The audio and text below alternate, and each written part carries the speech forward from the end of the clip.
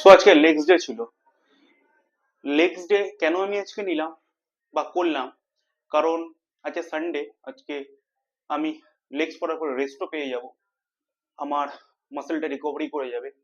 তাই জন্য আজকে আমি চুজ করলাম লেগস ডে। বাট এটা কোনো ম্যান্ডেটরি না যে তোমরা সানডেতে লেগস করবে বা অন্যদিন করতে পারবে না, সেটা কোনো ম্যাটার করে না।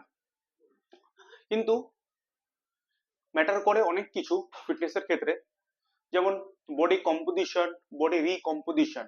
বডি কম্পোজিশন রিকম্পোজিশন জানতে গেলে আমি এটা পরে একটা বড় ব্লগ বানাবো তার মধ্যে, বাট এই ব্লগের মধ্যে আপনাদেরকে একটুখানি জাস্ট ইনফরমেশন করে দিচ্ছি। বডি কম্পোজিশন আর রিকম্পোজিশনের মধ্যে হচ্ছে দুটো ফারাক আছে। What is body composition? Body composition হচ্ছে যারা ওয়েট লস করে, ফ্যাট লস করে, তাদেরকে বলা হয় বডি কম্পোজিশন।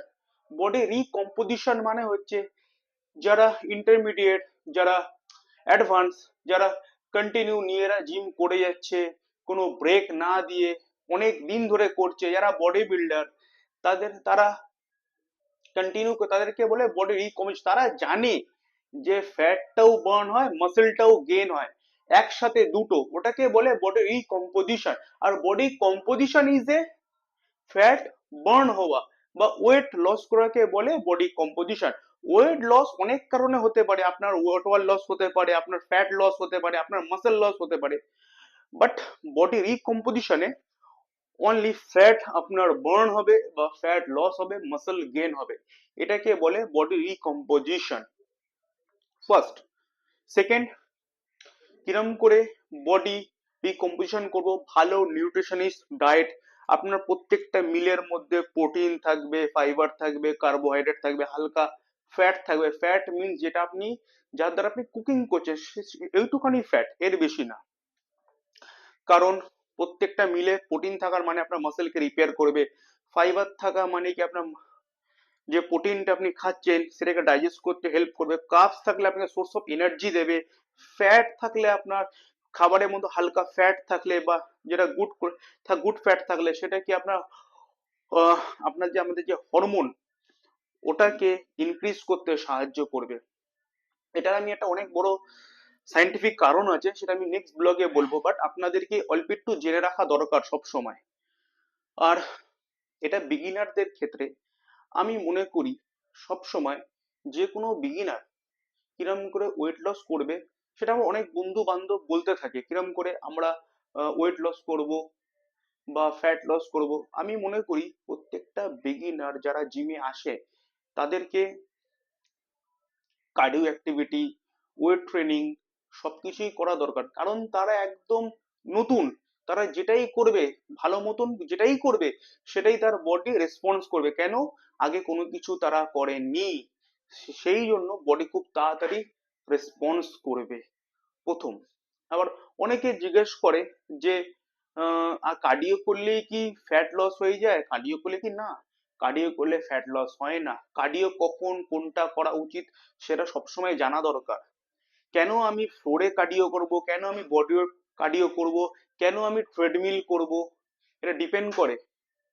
সবসময় এটা মাথায় রাখবেন, আমি যদি ওয়েট ট্রেনিং করার আগে যদি ফ্লোরে কার্ডিও করে নিই, তাহলে আমার কি হবে? পুরো এনার্জিটাই লস হয়ে যাবে, ওয়েট ট্রেনিং করতে পারবো না।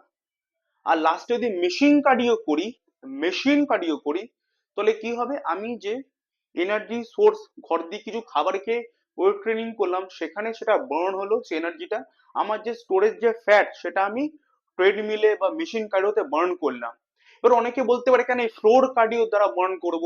বাট সেটার থেকে বড় কথা, আপনি যখন ওয়েট ট্রেনিং করার পর আপনার শোল্ডার ফ্যাটিক হয়ে যাচ্ছে, আপনার লেগস ফ্যাটিক হয়ে যাচ্ছে, তখন এই ফ্লোরে কিরম করে আপনার ঠিক ফর্মটা মেনটেন করবেন? পারবেন না, কোনো সময় পারবেন না।